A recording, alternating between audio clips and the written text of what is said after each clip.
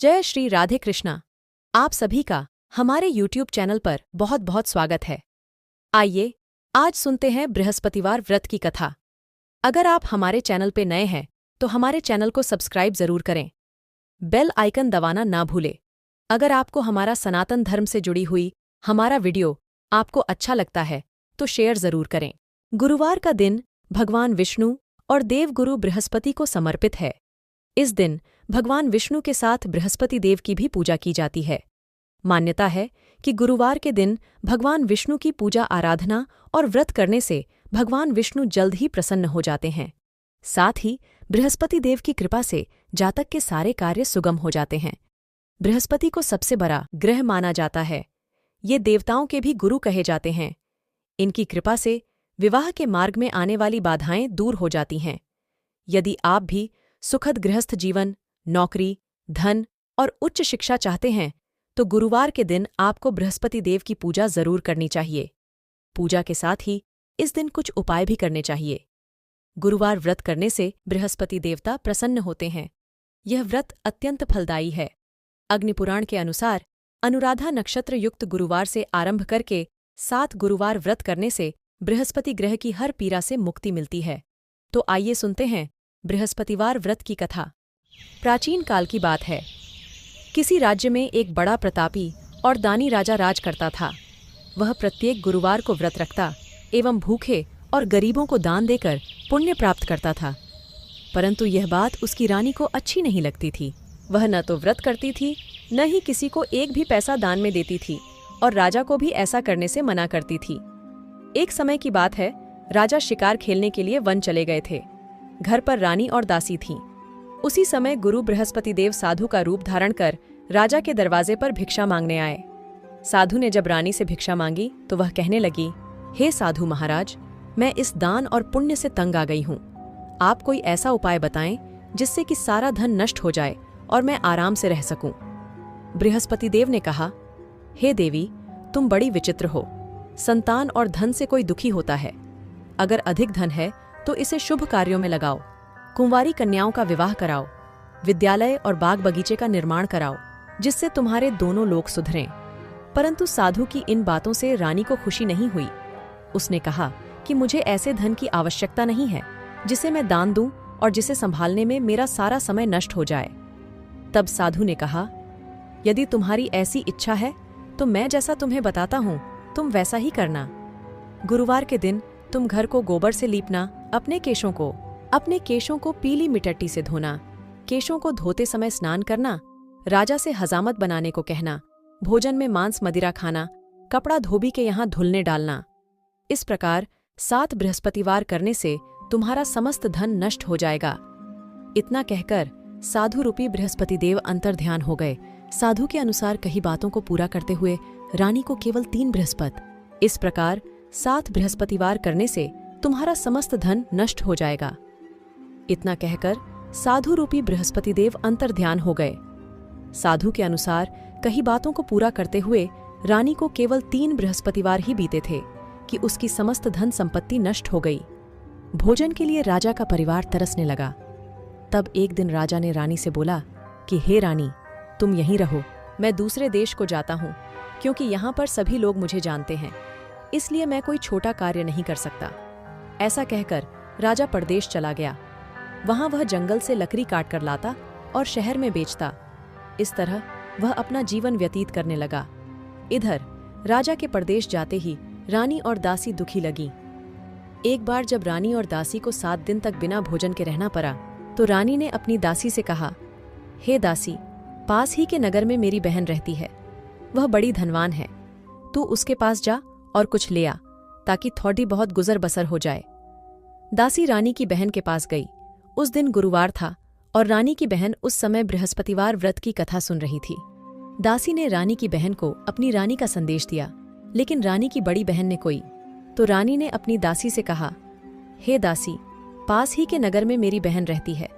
वह बड़ी धनवान है। तू उसके पास जा और कुछ ले आ, ताकि थोड़ी बहुत गुजर बसर हो जाए। दासी रानी की बहन के पास गई। उस दिन गुरुवार था और रानी की बहन उस समय बृहस्पतिवार व्रत की कथा सुन रही थी। दासी ने रानी की बहन को अपनी रानी का संदेश दिया, लेकिन रानी की बड़ी बहन ने कोई उत्तर नहीं दिया। जब दासी को रानी की बहन से कोई उत्तर नहीं मिला तो वह बहुत दुखी हुई और उसे क्रोध भी आया। दासी ने वापस आकर रानी को सारी बात बता दी। सुनकर रानी ने अपने भाग्य को कोसा। उधर रानी की बहन ने सोचा कि मेरी बहन की दासी आई थी, परंतु मैं उससे नहीं बोली, इससे वह बहुत दुखी हुई होगी। कथा सुनकर और पूजन समाप्त करके वह अपनी बहन के घर आई और कहने लगी, हे बहन, मैं बृहस्पतिवार का व्रत कर रही थी। तुम्हारी दासी मेरे घर आई थी, परंतु जब तक कथा होती है तब तक न तो उठते हैं और न ही बोलते हैं, इसलिए मैं नहीं बोली। कहो दासी क्यों गई थी? रानी बोली, बहन, तुमसे क्या छिपाऊं, हमारे घर में खाने तक को अनाज नहीं था। ऐसा कहते कहते रानी की आंखें भर आईं। उसने दासी समेत पिछले 7 दिनों से भूखे रहने तक की बात अपनी बहन को विस्तार पूर्वक सुना दी। रानी की बहन बोली, देखो बहन, भगवान बृहस्पति देव सबकी मनोकामना को पूर्ण करते हैं। देखो, शायद तुम्हारे घर में अनाज रखा हो। पहले तो रानी को विश्वास नहीं हुआ, पर बहन के आग्रह करने पर उसने अपनी दासी को अंदर भेजा तो उसे सचमुच अनाज से भरा एक घड़ा मिल गया। यह देखकर दासी को बड़ी हैरानी हुई। दासी रानी से कहने लगी, हे रानी, जब हमको भोजन नहीं मिलता तो हम व्रत ही तो करते हैं, इसलिए क्यों न इनसे व्रत और कथा की विधि पूछ ली जाए ताकि हम भी व्रत कर सकें। तब रानी ने अपनी बहन से बृहस्पतिवार व्रत के बारे में पूछा। उसकी बहन ने बताया, बृहस्पतिवार के व्रत में चने की दाल और मुनक्का से विष्णु भगवान का केले की जड़ में पूजन करें तथा दीपक जलाएं, व्रत कथा सुनें और पीला भोजन ही करें। इससे बृहस्पति देव प्रसन्न होते हैं। व्रत और पूजन विधि बताकर रानी की बहन अपने घर को लौट गई। 7 दिन के बाद जब गुरुवार आया तो रानी और दासी ने व्रत रखा। घुड़साल में जाकर चना और गुड़ लेकर आईं, फिर उससे केले की जड़ तथा विष्णु भगवान का पूजन किया। अब पीला भोजन कहाँ से आए, इस बात को लेकर दोनों बहुत दुखी थे। चूंकि उन्होंने व्रत रखा था, इसलिए बृहस्पति देव उनसे प्रसन्न थे। इसलिए वे एक साधारण व्यक्ति का रूप धारण कर 2 थालों में सुंदर पीला भोजन दासी को दे गए। भोजन पाकर दासी प्रसन्न हुई और फिर रानी के साथ मिलकर भोजन ग्रहण किया। उसके बाद वे सभी गुरुवार को व्रत और पूजन करने लगी। बृहस्पति भगवान की कृपा से उनके पास फिर से धन संपत्ति आ गई, परंतु रानी फिर से पहले की तरह आलस्य करने लगी। तब दासी बोली, देखो रानी, तुम पहले भी इस प्रकार आलस्य करती थीं। तुम्हें धन रखने में कष्ट होता था, इस कारण सभी धन नष्ट हो गया, और अब जब भगवान बृहस्पति की कृपा से धन मिला है तो तुम्हें फिर से आलस्य होता है। रानी को समझा। रानी को समझाते हुए दासी कहती है कि बड़ी मुसीबतों के बाद हमने यह धन पाया है, इसलिए हमें दान पुण्य करना चाहिए, भूखे मनुष्यों को भोजन कराना चाहिए और धन को शुभ कार्यों में खर्च करना चाहिए, जिससे तुम्हारे कुल का यश बढ़ेगा, स्वर्ग की प्राप्ति होगी और पितृ प्रसन्न होंगे। दासी की बात मानकर रानी अपना धन शुभ कार्यों में खर्च करने लगी, जिससे पूरे नगर में उसका यश फैलने लगा। जो तुमने बृहस्पतिवार की कहानी के बारे में पूछा है, वह इस प्रकार है। प्राचीन काल में एक बहुत ही निर्धन ब्राह्मण था। उसके कोई संतान न थी। वह नित्य पूजा पाठ करता, उसकी स्त्री न स्नान करती और न किसी देवता का पूजन करती। इस कारण ब्राह्मण देवता बहुत दुखी रहते थे। भगवान की कृपा से ब्राह्मण के यहाँ एक कन्या उत्पन्न हुई। कन्या बरी होने लगी। प्रातः स्नान करके वह भगवान विष्णु का जप करती, बृहस्पतिवार का व्रत भी करने लगी। पूजा पाठ समाप्त कर पाठशाला जाती तो अपनी मुट्ठी में जौ भर के ले जाती और पाठशाला के मार्ग में डालती जाती। लौटते समय वहीं जौ स्वर्ण के हो जाते तो उनको बीनकर घर ले आती। एक दिन वह बालिका सूप में उन सोने के जौ को फटक कर साफ कर रही थी कि तभी उसकी माँ ने देख लिया और कहा कि हे बेटी, सोने के जौ को फटकने के लिए सोने का सूप भी तो होना चाहिए। दूसरे दिन गुरुवार था। कन्या ने व्रत रखा और बृहस्पति देव से सोने का सूप देने की प्रार्थना की। बृहस्पति देव ने उसकी प्रार्थना स्वीकार कर ली। रोजाना की तरह वह कन्या जौ फैलाती हुई पाठशाला चली गई। पाठशाला से लौटकर जब वह जौ बीन रही थी तो बृहस्पति देव की कृपा से उसे सोने का सूप मिला। उसे वह घर ले आई और उससे जौ साफ करने लगी, परंतु उसकी माँ का वही ढंग रहा। एक दिन की बात है। कन्या सोने के सूप में जब जौ साफ कर रही थी, उस समय उस नगर का राजकुमार वहां से निकला। कन्या के रूप और कार्य को देखकर वह उस पर मोहित हो गया। राजमहल आकर वह भोजन तथा जल त्याग कर उदास होकर लेट गया। राजा को जब राजकुमार द्घारा अन्न जल त्यागने का समाचार ज्ञात हुआ तो अपने मंत्रियों के साथ वह अपने पुत्र के पास गया और कारण पूछा। राजकुमार ने राजा को उस लड़की के घर का पता भी बता दिया। मंत्री उस लड़की के घर गया। मंत्री ने ब्राह्मण के समक्ष राजा की ओर से निवेदन किया। कुछ ही दिन बाद ब्राह्मण की कन्या का विवाह राजकुमार के साथ संपन्न हो गया। कन्या के घर से जाते ही ब्राह्मण के घर में पहले की भांति गरीबी का निवास हो गया।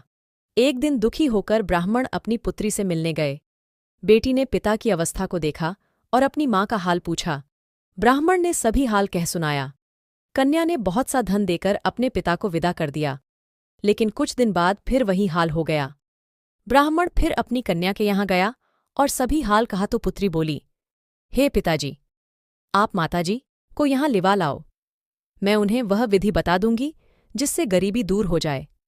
ब्राह्मण देवता अपनी स्त्री को साथ लेकर अपनी पुत्री के पास राजमहल पहुंचे तो पुत्री अपनी माँ को समझाने लगी, हे माँ, तुम प्रातःकाल स्नानादि करके विष्णु भगवान का पूजन करो तो सब दरिद्रता दूर हो जाएगी। परंतु उसकी माँ ने उसकी एक भी बात नहीं मानी। वह प्रातःकाल उठकर अपनी पुत्री की बची झूठन को खा लेती थी। एक दिन उसकी पुत्री को बहुत गुस्सा आया। उसने अपनी माँ को एक कोठरी में बंद कर दिया। प्रातः उसे स्नानादि कराके पूजा पाठ करवाया तो उसकी माँ की बुद्धि ठीक हो गई। इसके बाद वह नियम से पूजा पाठ करने लगी और प्रत्येक बृहस्पतिवार को व्रत करने लगी। इस व्रत के प्रभाव से मृत्यु के बाद वह स्वर्ग को गई। वह ब्राह्मण भी सुखपूर्वक इस लोक का सुख भोग कर स्वर्ग को प्राप्त हुआ। इस तरह कहानी कहकर साधु बने देवता वहां से लोप हो गए। धीरे धीरे समय व्यतीत होने पर फिर बृहस्पतिवार का दिन आया। राजा जंगल से लकड़ी काटकर शहर में बेचने गया। उसे उस दिन और दिनों से अधिक धन मिला। राजा ने चना, गुड़ आदि लाकर बृहस्पतिवार का व्रत किया। उस दिन से उसके सभी क्लेश दूर हुए। परंतु जब अगले गुरुवार का दिन आया तो वह बृहस्पतिवार का व्रत करना भूल गया। इस कारण बृहस्पति भगवान नाराज हो गए। उस दिन उस नगर के राजा ने विशाल यज्ञ का आयोजन किया था तथा अपने समस्त राज्य में घोषणा करवा दी कि सभी मेरे यहाँ भोजन करने आवें। किसी के घर चूल्हा न जले। इस आज्ञा को जो न मानेगा उसको फांसी दे दी जाएगी। राजा की आज्ञानुसार राज्य के सभी वासी राजा के भोज में सम्मिलित हुए, लेकिन लकड़हारा कुछ देर से पहुंचा, इसलिए राजा उसको अपने साथ महल में ले गए। जब राजा लकड़हारे को भोजन करा रहे थे तो रानी की दृष्टि उस खूंटी पर पड़ी जिस पर उसका हार लटका हुआ था। उसे हार खूंटी पर लटका दिखाई नहीं दिया। रानी को निश्चय हो गया कि मेरा हार इस लकड़हारे ने चुरा लिया है। उसी समय सैनिक बुलवाकर उसको जेल में डलवा दिया। लकड़हारा जेल में विचार करने लगा कि न जाने कौन से पूर्वजन्म के कर्म से मुझे यह दुख प्राप्त हुआ है, और जंगल में मिले साधु को याद करने लगा। तत्काल बृहस्पतिदेव साधु के रूप में प्रकट हो गए और कहने लगे, अरे मूर्ख, तूने बृहस्पति देवता की कथा नहीं की, उसी कारण तुझे यह दुख प्राप्त हुआ है। अब चिंता मत कर। बृहस्पतिवार के दिन जेलखाने के दरवाजे पर तुझे 4 पैसे परे मिलेंगे। उनसे तू बृहस्पतिवार की पूजा करना तो तेरी सभी कष्ट दूर हो जाएंगे। अगले बृहस्पतिवार उसे जेल के धार पर 4 पैसे मिले। राजा ने पूजा का सामान मंगवाकर कथा कही और प्रसाद बांटा। उसी रात्रि में बृहस्पतिदेव ने उस नगर के राजा को स्वप्न में कहा, हे राजा, तूने जिसे जेल में बंद किया है उसे कल छोड़ देना, वह निर्दोष है। राजा प्रातःकाल उठा और खूंटी पर हार टंगा देखकर लकड़हारे को बुलाकर क्षमा मांगी तथा राजा के योग्य सुंदर वस्त्र आभूषण भेंट कर उसे विदा किया। गुरुदेव की आज्ञानुसार राजा अपने नगर को चल दिया। राजा जब नगर के निकट पहुंचा तो उसे बड़ा ही आश्चर्य हुआ। नगर में पहले से अधिक बाग, तालाब और कुएं तथा बहुत सी धर्मशालाएं, मंदिर आदि बने हुए थे। राजा ने पूछा कि यह किसका बाग और धर्मशाला है। तब नगर के सब लोग कहने लगे कि यह सब रानी और दासी द्वारा बनवाए गए हैं। राजा को आश्चर्य हुआ और गुस्सा भी आया कि उसकी अनुपस्थिति में रानी के पास धन कहाँ से आया होगा। जब रानी ने यह खबर सुनी कि राजा आ रहे हैं तो उसने अपनी दासी से कहा, हे दासी, देख, राजा हमको कितनी बुरी हालत में छोड़ गए थे। वह हमारी ऐसी हालत देखकर लौट न जाएं, इसलिए तू दरवाजे पर खड़ी हो जा। रानी की आज्ञानुसार दासी दरवाजे पर खड़ी हो गई और जब राजा आए तो उन्हें अपने साथ महल में लिवा लाई। तब राजा ने क्रोध करके अपनी तलवार निकाली और पूछने लगा, बताओ, यह धन तुम्हें कैसे प्राप्त हुआ है? तब रानी ने सारी कथा कह सुनाई। राजा ने निश्चय किया कि मैं रोजाना दिन में 3 बार कहानी कहा करूंगा और रोज व्रत किया करूंगा। अब हर समय राजा के दुपट्टे में चने की दाल बंधी रहती तथा दिन में 3 बार कथा कहता। एक रोज राजा ने विचार किया कि चलो अपनी बहन के यहाँ हो आऊं। इस तरह का निश्चय कर राजा घोड़े पर सवार हो अपनी बहन के यहाँ चल दिया। मार्ग में उसने देखा कि कुछ आदमी एक मुर्दे को लिए जा रहे हैं। उन्हें रोककर राजा कहने लगा, अरे भाइयों, मेरी बृहस्पतिवार की कथा सुन लो। वे बोले, लो, हमारा तो आदमी मर गया है, इसको अपनी कथा की परी है। परंतु कुछ आदमी बोले, अच्छा कहो, हम तुम्हारी कथा भी सुनेंगे। राजा ने दाल निकाली और कथा कहनी शुरू कर दी। जब कथा आधी हुई तो मुर्दा हिलने लगा और जब कथा समाप्त हुई तो राम राम करके वह मुर्दा खड़ा हो गया। राजा आगे बढ़ा। उसे चलते चलते शाम हो गई। आगे मार्ग में उसे एक किसान खेत में हल चलाता मिला। राजा ने उससे कथा सुनने का आग्रह किया, लेकिन वह नहीं माना। राजा आगे चल परा। राजा के हटते ही बैल पछार खाकर गिर गए तथा किसान के पेट में बहुत जो रस से दर्द होने लगा। राजा अपनी बहन के घर पहुंच गया। बहन ने भाई की खूब मेहमानी की। दूसरे रोज प्रातःकाल राजा जागा तो वह देखने लगा कि सब लोग भोजन कर रहे हैं। राजा ने अपनी बहन से जब पूछा, ऐसा कोई मनुष्य है जिसने भोजन नहीं किया हो, जो मेरी बृहस्पतिवार की कथा सुन ले? बहन बोली, हे भैया, यह देश ऐसा ही है। यहाँ लोग पहले भोजन करते हैं, बाद में कोई अन्य काम करते हैं। फिर वह एक कुम्हार के घर गई जिसका लड़डचका बीमार था। उसे मालूम हुआ कि उसके यहाँ 3 दिन से किसी ने भोजन नहीं किया है। रानी ने अपने भाई की कथा सुनने के लिए कुम्हार से कहा। वह तैयार हो गया। राजा ने जाकर बृहस्पतिवार की कथा कही, जिसको सुनकर उसका लड़का ठीक हो गया। अब तो राजा को प्रशंसा होने लगी। एक दिन राजा ने अपनी बहन से कहा, हे बहन, मैं अब अपने घर जाऊंगा, तुम भी तैयार हो जाओ। राजा की बहन ने अपनी सास से अपने भाई के साथ जाने की आज्ञा मांगी। सास बोली, हाँ चली जा, मगर अपने लड़कों को मत ले जाना, क्योंकि तेरे भाई के कोई संतान नहीं होती है। बहन ने अपने भाई से कहा, हे भैया, मैं तो चलूंगी, मगर कोई बालक नहीं जाएगा। अपनी बहन को भी छोड़कर दुखी मन से राजा अपने नगर को लौट आया। राजा ने अपनी रानी से सारी कथा बताई और बिना भोजन किए वह शैया पर लेट गया। रानी बोली, हे प्रभो, बृहस्पति देव ने हमें सब कुछ दिया है, वे हमें संतान अवश्य देंगे। उसी रात बृहस्पति देव ने राजा को स्वप्न में कहा, हे राजा, उठ, सभी सोच त्याग दे, तेरी रानी गर्भवती है। राजा को यह जानकर बड़ी खुशी हुई। 9वें महीन रानी के गर्भ से एक सुंदर पुत्र पैदा हुआ। तब राजा बोला, हे रानी, स्त्री बिना भोजन के रह सकती है, परंतु बिना कहे नहीं रह सकती। जब मेरी बहन आए तो तुम उससे कुछ मत कहना। रानी ने हाँ कर दी। जब राजा की बहन ने यह शुभ समाचार सुना तो वह बहुत खुश हुई तथा बधाई लेकर अपने भाई के यहाँ आई। रानी ने तब उसे आने का उलाहना दिया। जब भाई अपने साथ ला रहे थे तब टाल गई, उनके साथ न आई और आज अपने आप ही भागी भागी बिना बुलाए आ गई। तो राजा की बहन बोली, भाई, मैं इस प्रकार न कहती तो तुम्हारे घर औलाद कैसे होती?